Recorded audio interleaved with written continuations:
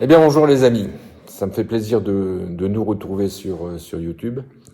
Vous me réclamiez souvent de nouvelles vidéos, mais faute de Covid, depuis 2 ans, on n'avait quasiment pas chassé ou pas chassé du tout. Donc ça fait vraiment très plaisir de nous retrouver. Et on va commencer fort puisque j'ai été avec un chasseur pendant un peu plus de 15 jours dans l'extrême nord-est de la Namibie, c'est-à-dire en bande de Caprivi, autour de Katima Mulilo, où nous avons chassé l'éléphant et le buffle.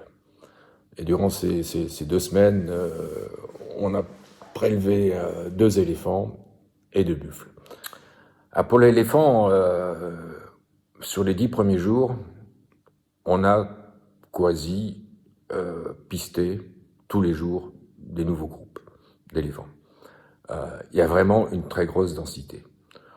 On n'a pas trouvé de très très gros porteurs, on a trouvé des bons porteurs, de bons porteurs, mais pas de très gros porteurs. A priori, pas encore,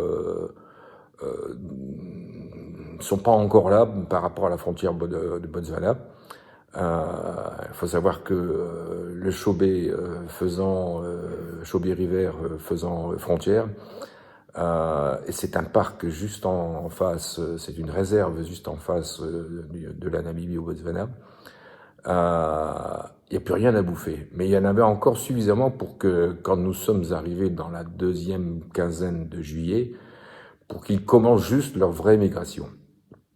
Bon, mais d'une saison à l'autre, en fonction de la saison des pluies, ça se passe autour de ces dates-là, mais à plus ou moins 8-15 jours près. Bon, à savoir. Donc une densité éléphant très importante.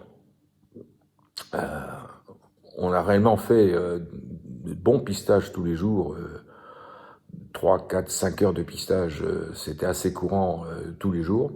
Dans un bush très compliqué, très dense. Et quand on avait contact avec les éléphants, 3 fois sur 4, c'était dans un bush extrême. On les entendait, on les apercevait, on entendait des branches des arbres cassés tomber, mais impossible d'identifier quelque chose.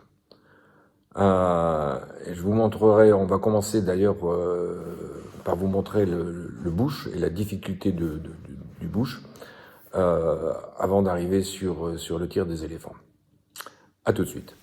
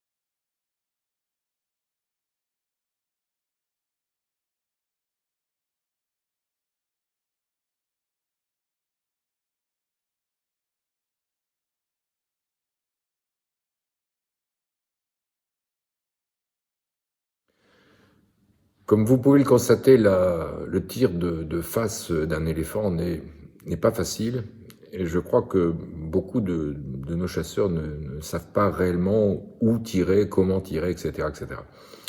On voit très bien dans ce premier tir de ce chasseur que la balle est beaucoup trop basse, quasiment au niveau de la trompe. Il utilise un 450 Lot Express. La deuxième balle est top, c'est une balle mortelle. Mais bon, on ne met pas par terre un éléphant comme ça, même avec une belle deuxième balle. Mais néanmoins, je voudrais revenir sur le tir des éléphants. Et je n'invente rien, c'est McCallum qui a fait une très belle vidéo là-dessus et qui explique toutes les positions de tir d'un éléphant. Et je vais me permettre de vous expliquer plus en détail le tir de cul.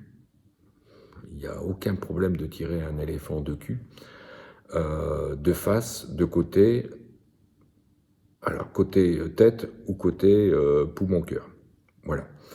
Ça va prendre un peu de temps, mais je pense que ça sera intéressant et que ça vous intéressera de savoir exactement le placement de la balle dans cet éléphant.